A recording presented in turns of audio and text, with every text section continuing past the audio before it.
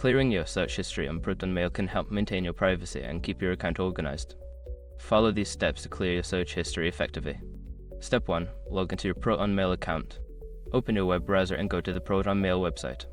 Enter your credentials to log into your account. Step 2. Access the settings menu. Once logged in, locate the settings icon, usually represented by a gear symbol.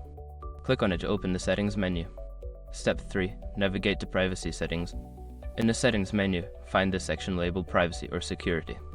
Click on it to access your privacy-related options. Step 4. Clear search history. Look for an option that mentions clearing search history or managing your search data. Click on this option to initiate the clearing process. Step 5. Confirm the action. You may be prompted to confirm your decision to clear the search history. Follow the on-screen instructions to complete the action. By following these steps, you can easily clear your search history on ProtonMail, ensuring your information remains private.